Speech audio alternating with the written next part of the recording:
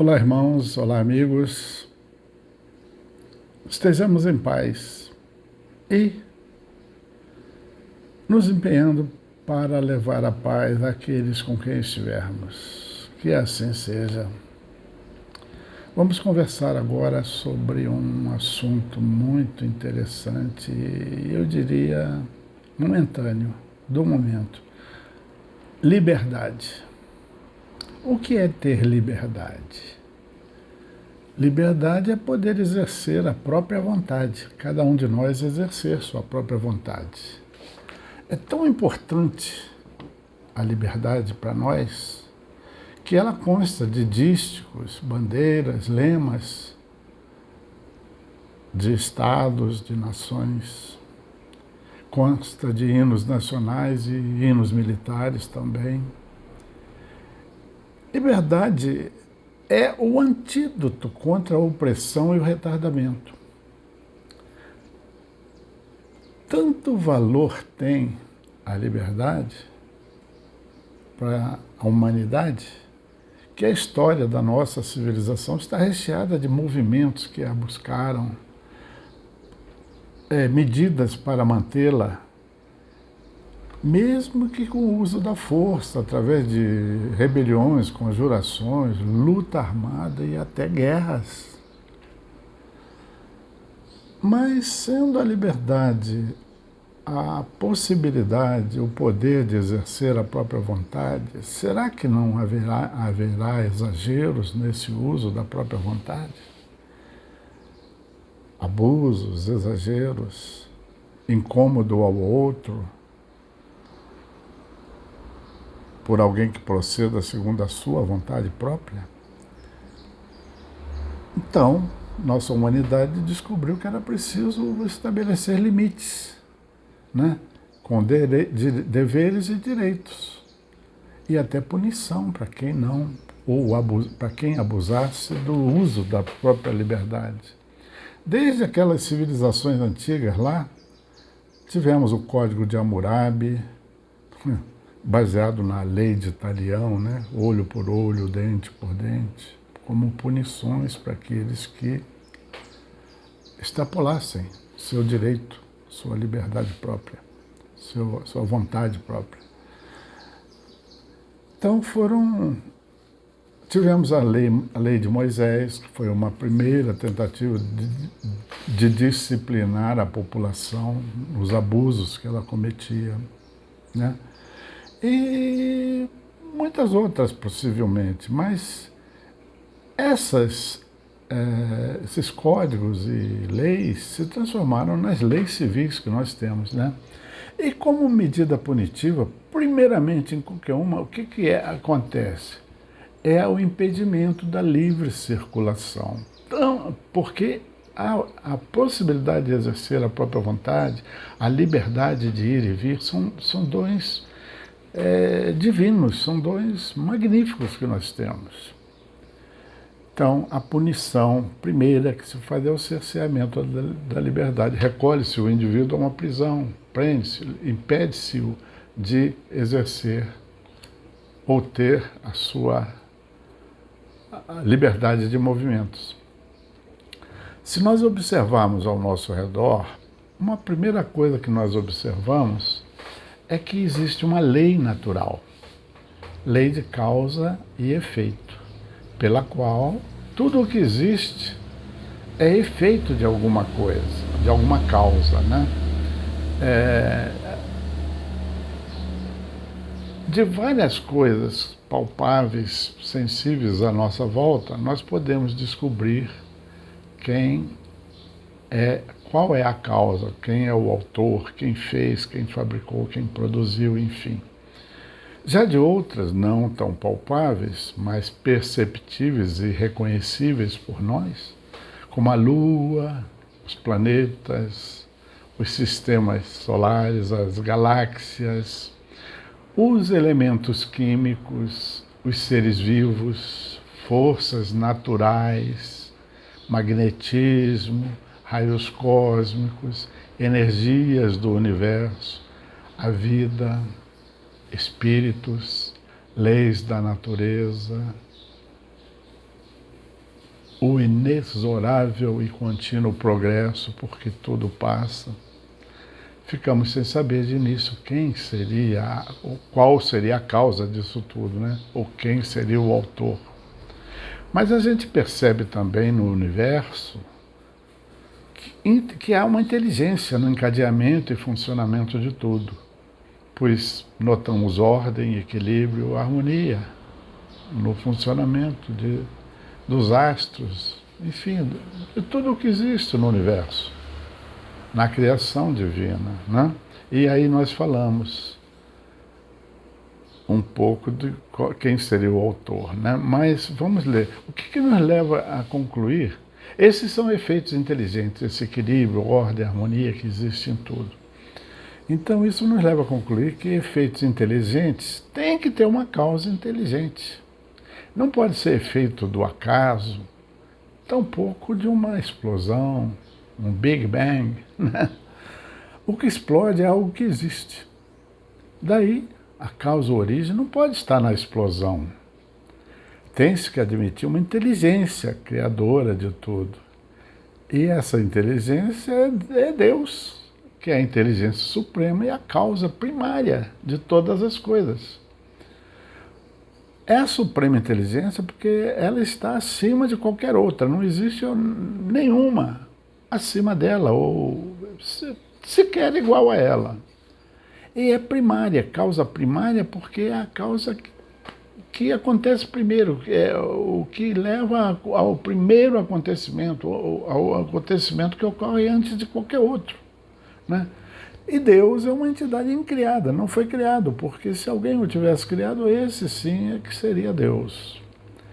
Na natureza, à nossa volta, tudo funciona perfeitamente por desígnios de uma soberana, sábia, justa e perfeita vontade, segundo leis eternas, perfeitas, infalíveis, estabelecidas pelo Criador de tudo, Deus.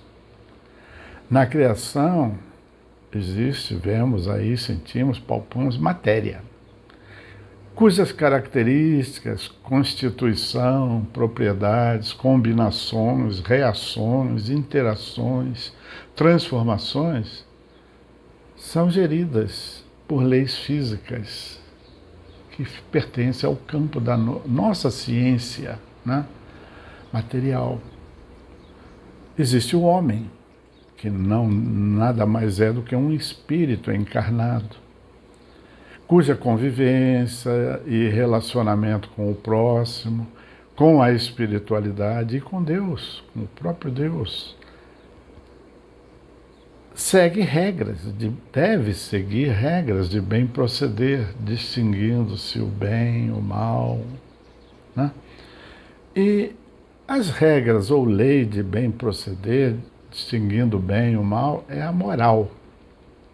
Então nós temos leis morais que estão afetas aí à religião. E temos o que é o bem proceder? É fazer tudo pelo bem de todos, cumprir a lei de Deus, a lei maior, a lei moral maior. Vivemos sujeitos então a leis de Deus e às leis civis. Onde é que podemos perceber a lei de Deus, a lei natural? No livro da natureza, como nos falam, como sabemos que, né, ela está. Ela está inscrita também na consciência dos homens. Quando eu falo homens, nós falamos homens, queremos nos referir a espíritos encarnados. Então, daqui para frente, talvez falemos espíritos, falemos homens, significando isso aí. As leis de Deus são 10. A lei de adoração, a lei de trabalho, a lei de reprodução, a lei de conservação, a lei de destruição, a lei de sociedade, a lei de progresso, a lei de igualdade, a lei de liberdade e a lei de justiça, amor e caridade. Esta última, na verdade, resume as outras, as demais. Essas leis interagem As leis de Deus interagem. Para fazer jus à liberdade, tratada pela lei de liberdade, é preciso aperfeiçoamento, segundo a lei de progresso. Aí está a interação entre elas, um exemplo. Jesus, o mais perfeito tipo de criatura que Deus permitiu encarnar na Terra para nos servir de guia e modelo, no seu ensino, o que ele nos apresentou? As leis de Deus. Segundo João, Evangelho de João, capítulo 8, versículo 32, Jesus nos falou. E Jesus trouxe-nos verdade e afirmativas exatas. Conhecereis a verdade e a verdade vos libertará. Então nós ficaremos livres ou teremos liberdade quando conhecermos a verdade. Conhecer a verdade é não estar submetido a enganos, falsidades, mentiras, fraudes, a falta de lógica, de bom senso, de razão. É não estar submetido à priorização da matéria em detrimento do espírito.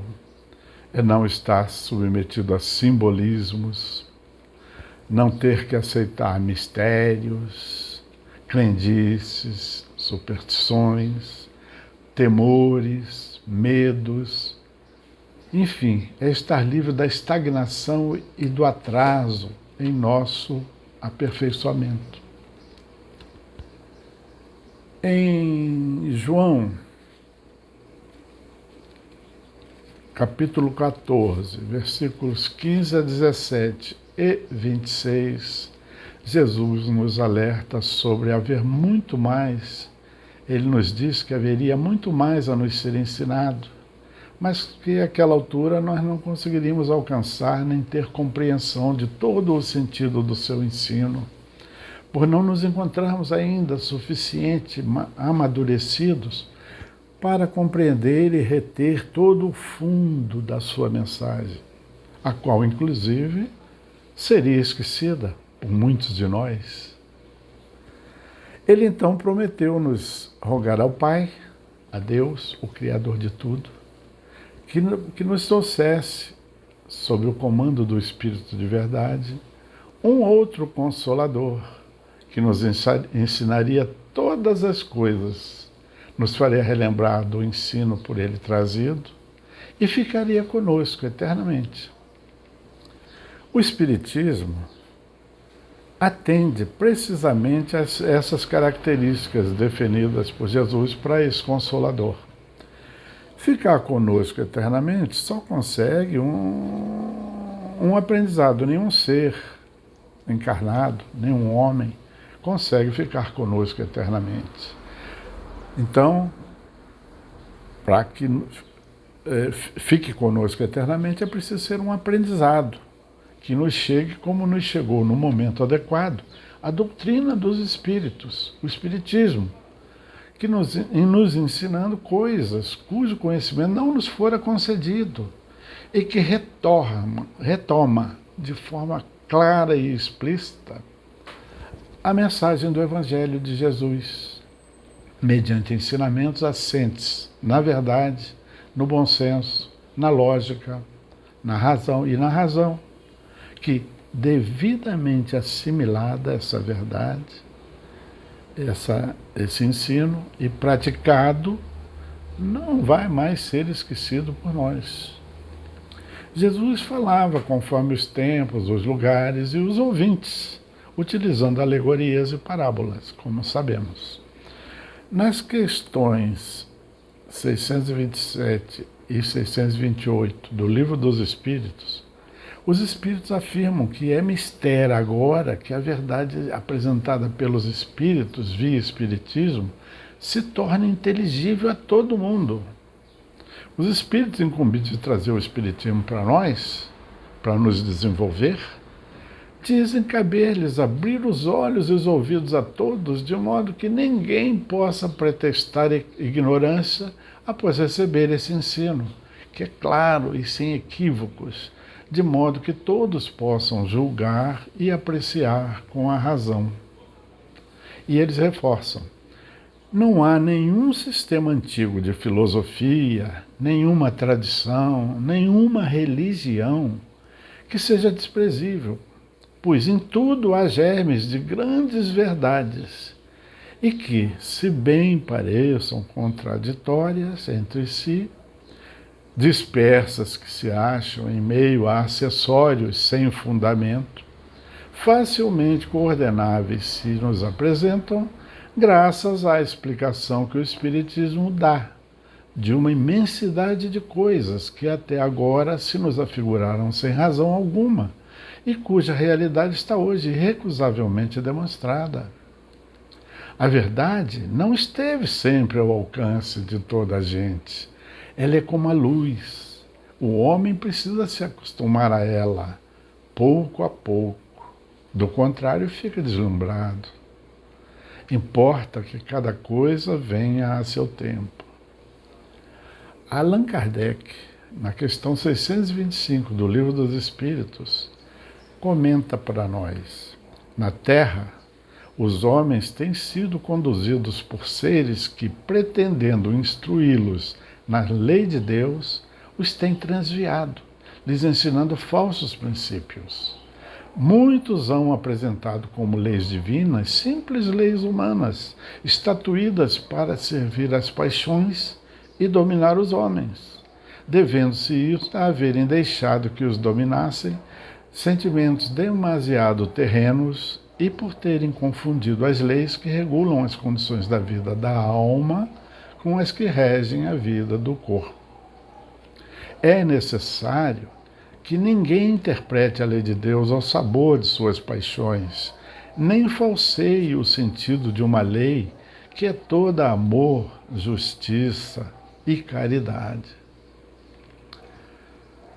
As leis divinas precisam ser explicadas e compreendidas, porque poucos são os que as compreendem e ainda menos os que as praticam.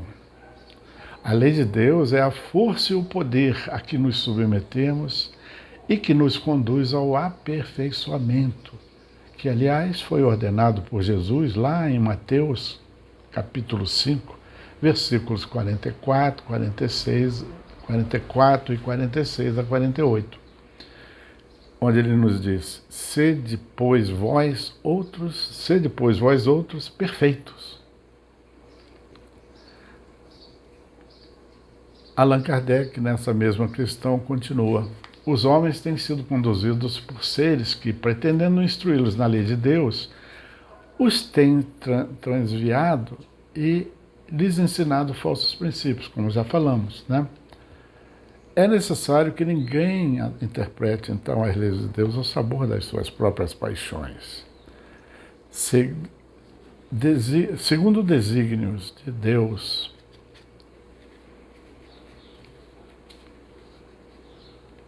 a evolução contínua do espírito, na medida do próprio desempenho, desde a criação na simplicidade e ignorância, é uma lei, é uma verdade, é uma coisa incontestável, progresso. O sentimento, o discernimento, o raciocínio, o conhecimento, a sabedoria, a razão, a consciência conseguida pelo espírito na sua evolução, confirma a autonomia, dá-lhe autonomia e concede-lhe o livre-arbítrio e os consequentes deveres e responsabilidades para que não haja abusos, como já falamos, né? Então isso tudo consolida o conhecimento da verdade, que vai fazendo com que nós, espíritos, nós, homens, vamos nos aproximando da perfeição. E aí, só com essa perfeição, ou essa aproximação bastante da perfeição, é que vamos poder usufruir da liberdade absoluta, né? O corpo do homem, a que o espírito se liga, representa, na verdade, um empecilho a que ele exerça toda a potencialidade e a liberdade de que ele é portador, quando não encarnado. Porque a ligação à matéria influencia e atrapalha, embaraça a manifestação de todas as potencialidades e a liberdade natural de que desfruta o espírito quando não encarnado. Outra coisa que também impede e atrapalha são as deficiências do corpo carnal, corpo de carne a que o espírito vem animar. Deficiências essas devidas a expiações e provas, porque o espírito tem que passar na encarnação, digamos, atual, na forma de perturbações orgânicas, nos centros nervosos, que turbam a inteligência, tornando o homem já não mais senhor do seu próprio pensamento, ficando impedido, então, da sua plena liberdade. A posição social também, às vezes, tolhe de alguma forma e torna-se um obstáculo à inteira liberdade de ação do homem. Somos contidos pelas leis, no respeito e na responsabilidade para com o dever alheio, né? Mesmo com todas essas limitações à liberdade plena ou absoluta, não deixa o homem de ter direitos e deveres e liberdade, que não lhe podem ser retirados, como o pertencimento, a liberdade e o direito de pertencer-se a si mesmo, ser ele mesmo, preservando a sua individualidade para desincumbir-se do papel assumido de enfrentar todas as vicissitudes, impedimentos e sofrimentos que ele concordou em ter antes da própria encarnação, da própria reencarnação, para que ele resgate débitos de seus erros pelo esforço que ele se empenha em fazer, para que ele conquiste mérito pelas ações praticadas conforme a lei divina. Outra liberdade, a liberdade de pensar. Os espíritos dizem que não há como evitar, proibir, cercear o pensamento. Pode-se lhe deter o voo, porém jamais aniquilá-lo.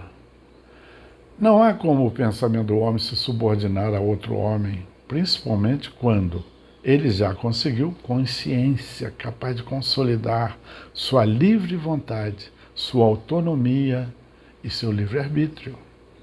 Quando ele, conforme a lei divina, pratica o bem cada vez mais, irresponsavelmente, com responsabilidade. Há que se observar que o Espiritismo demonstra que não apenas Deus, mas também os espíritos superiores conhecem o pensamento dos homens e o veem, entre aspas, né? Segundo o que foi chamado de fotografia do pensamento. Todos os pensamentos, ações, intenções,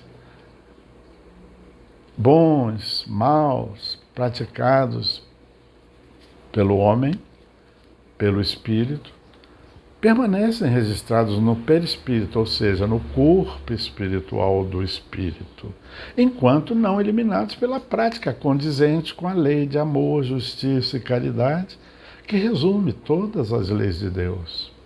O espírito tem liberdade de pensar, mas o seu pensamento se mostra então visível a poderes maiores.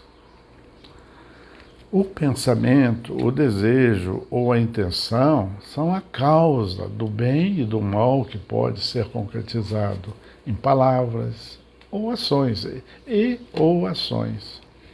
Daí ter Jesus nos dito que poder a lei divina ser infringida por pensamentos, palavras e atos nossos. Há outra liberdade importante, que é a liberdade de consciência. O que é consciência? Os espíritos nos dizem que consciência é o pensamento íntimo do homem, do espírito. É conhecimento, é sentimento, percepção, compreensão, discernimento do que é moralmente certo ou errado. Liberdade de consciência é uma característica, um dos caracteres da verdadeira civilização, do progresso. A liberdade de consciência de cada um não deveria sofrer empecilhos, embaraços, nem ser perturbada, nem ser reprimida, do mesmo modo que a liberdade de pensar não deveria sê-lo, mas tem sido tolhida por imposições doutrinárias que conduzem à fé cega. Os espíritos superiores afirmam, na questão 841 do Livro dos Espíritos, que crença íntima é fruto da liberdade de consciência. E nessa mesma questão eles complementam: o respeito à liberdade de consciência não implica em deixar que se propaguem doutrinas perniciosas, pois é permitido e até deve-se procurar trazer ao caminho da verdade aquelas que se transviaram obedecendo a falsos princípios. Assim, proceder desse modo, é um dever. Vou repetir. É um dever daquele que já tem a consciência, né? Não deixar que se propaguem doutrinas perniciosas, procurando convencer aqueles que as seguem da verdade. Então, assim procedendo, persuadindo com brandura, conforme Jesus exemplificou sempre, sem violência, sem tentar fazer à força isso, porque fazer isso à força, né? Impondo, exigindo, cobrando, seria pior do que a crença daquele a que se desejaria convencer. Temos livre-arbítrio. Os espíritos nos falam, nós temos a liberdade de pensar, como vimos. Portanto, quem tem liberdade de pensar tem liberdade de agir. Livre-arbítrio é essa liberdade de pensar e de agir. É a verdadeira liberdade, né? A capacidade de exercer a própria vontade. Sem livre-arbítrio, o homem seria mera máquina.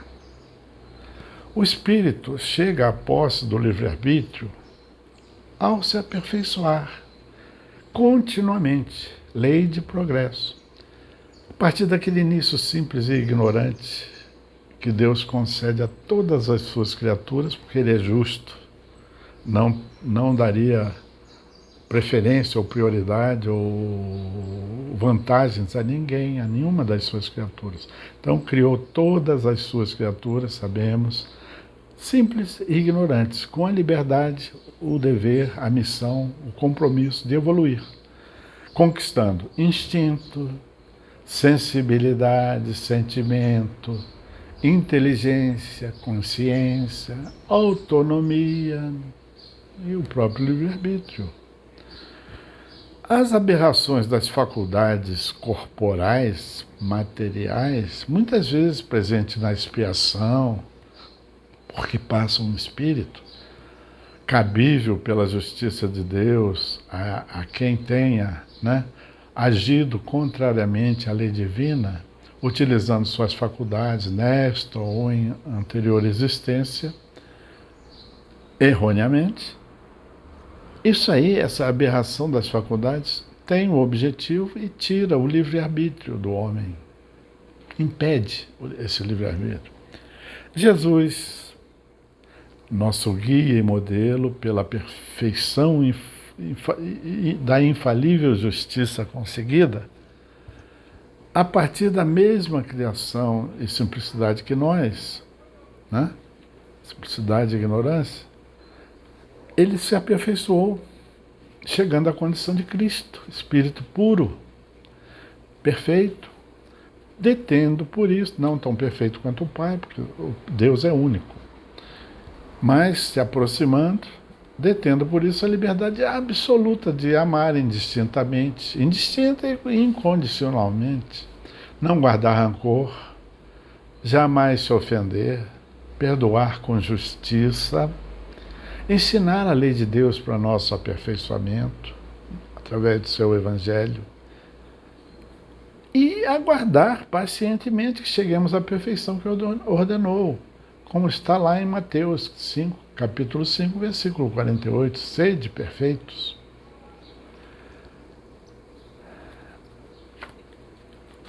Os espíritos superiores nos falam na questão 826 do Livro dos Espíritos, então, para confirmar, temos falado aqui, e que os espíritos nos ensinaram, que na Terra, somente quando no completo isolamento do eremita no deserto, poderia o homem ter liberdade absoluta pela natureza da vida no planeta. Pois por essa natureza da vida no planeta, os homens precisam uns dos outros. E ninguém pode gozar de absoluta liberdade, porque cada um terá por obrigação respeitar os direitos dos demais. Desde que juntos estejam dois homens, há entre eles direitos recíprocos que devem ser respeitados. Não mais qualquer deles goza de absoluta liberdade. Para sermos livres, então, precisamos, nas afirmativas de Jesus, conhecer a verdade. Ele nos falou disso porque sabia que o seu ensino não nos seria transmitido nem praticado no verdadeiro sentido de humildade, de simplicidade, né? Bem como nos seriam impingidos cultos, rituais, sem sentido, e voltados para a aparência mais material do que espiritual, mais voltados para a matéria do que para o espírito. E, na verdade, afastando-nos do que interessa ao nosso futuro de eterno aperfeiçoamento. No fundo, tivemos, a partir das crenças instituídas, nos obrigando a aceitar dogmas, práticas ritualísticas e cultos cheios de simbolismo e interpretações, baseados em interpretações e decisões humanas. O homem é falível, distantes do bom senso, da lógica e da razão e do sentido, valorizando excessivamente a matéria em vez do espírito imortal, num grave cerceamento ao nosso livre-arbítrio, à nossa plena liberdade. Caros irmãos e amigos, reflitamos bastante sobre isso. Mantenhamos a paz. Que assim seja.